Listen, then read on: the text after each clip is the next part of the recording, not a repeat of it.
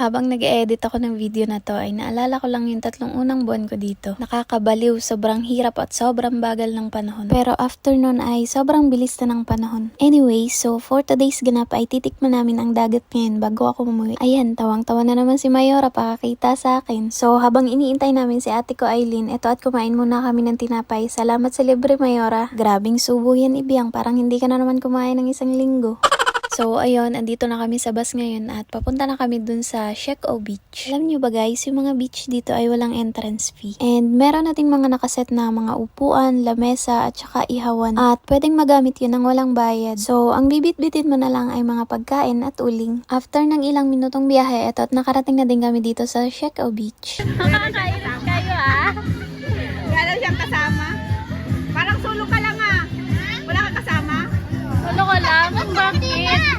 Ayun na nga, medyo na-surprise kami dito kasi hindi namin alam na kasama pala si Baby Martina namin. Pinag-OOT kasi sana siya ng amo niya sa off niya. And medyo nalungkot lang kami dun sa part na yun. Sinusulit na kasi namin yung bonding namin dito ngayon kasi mag-for good na ako. And ayun, nakarating nga siya ay di tuloy ang ligaya.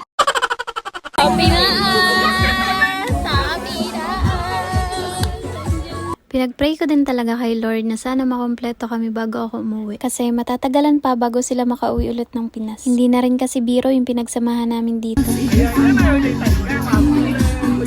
Ito nga palang dala ko ay hipon at saka okra. And dadali namin to sa gripo para hugasan. Sexy mo talaga, Mayora. Ito at hinugasan na nga ni Ate Aileen yung hipon. Fresh pa daw yan nung nabili niya. Habang ito naman si Mayora ay hinuhugasan ng bigas. At ang tanging ambag ko lang sa kanila ay mag-video. So, after nilang mahugasan yung hipon tsaka bigas, eto at pabalik na ulit kami doon sa pwesto namin. Ang dami nga din tao ng mga oras na to kasi isa to sa mga dinadayong beach dito sa Hong Kong. At sobrang ganda din ng ambience dito kasi may pa-music yung mga Chekwa dito. After mahugasan ni Mayora yung bigas, eto at isinalang ko na din para kunyari may ambag ako sa kanila. Abay, mahirap na, baka hindi ako pakainin ng mga to. After makapagluto, eto at inihain na din nila yung mga pagkain. Ang tanging ambag ko lang talaga sa blangag nito ay mag-video.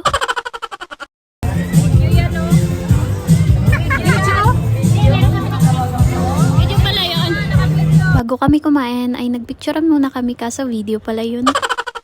Dito sa journey ko na to ay ang dami ko din dapat ipagpasalamat kay Lord. Unang-una ay yung paggabay at pag-iingat niya sa akin habang nasa malayo ako. Ipinakilala niya din sa akin yung mga tao na matatawag ko na pangalawang tahanan ko. Dito kasi sa abroad ay mahirap makatagpo ng mga taong na mapapagkatiwalaan at maaasahan. Kaya sobrang mamimiss ko talaga tong mga to, lalo na to si Baby Martina at saka si Baby Ruby. At nagkaroon din ako ng instant ate dito which is si Ate Aileen. At yung kauna-unahan ko nakabady na si Mayora Dayan. Sobrang mamimiss ko talaga tong mga to dahil sa kanila naging batikang manginginom ako. And dito sa journey ko na to alam ko na hindi lang naman ako yung nagsakripisyo kundi yung pamilya ko din. Lalo na yung asawa ko at mga anak namin. Pinagpapasalamat ko kay Lord na uuwi ako na buo pa din kaming pamilya. Kasi alam naman natin na pag sinabing abroad maraming pamilya yung nasisira. Dahil na din siguro sa iba't ibang dahilan at sitwasyon ng buhay. So, ito nga pala yung view guys sa beach na pinuntahan namin. And pasensya na po guys kasi hindi pa ako ganun kabihasa gumamit ng drone. At medyo nanginginig pa yung kamay ko dyan sa paggamit ng controller. Medyo nakakatakot pa kasi pag sobrang liit na ng drone sa taas. Baka kasi bigla na lang mag-disappear, agoy.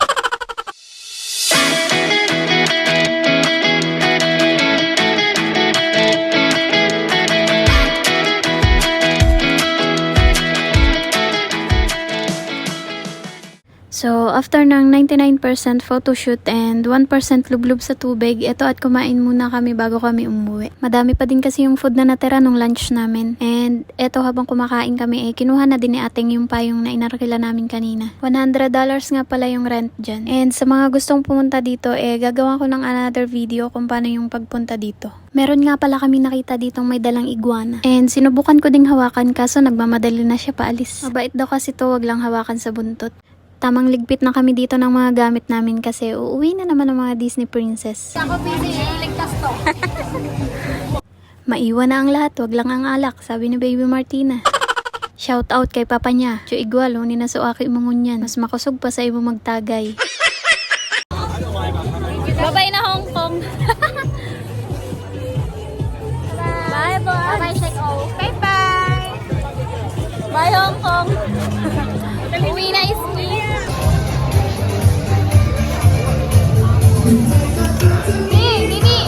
So, yun lang guys. Thank you for watching. Babush!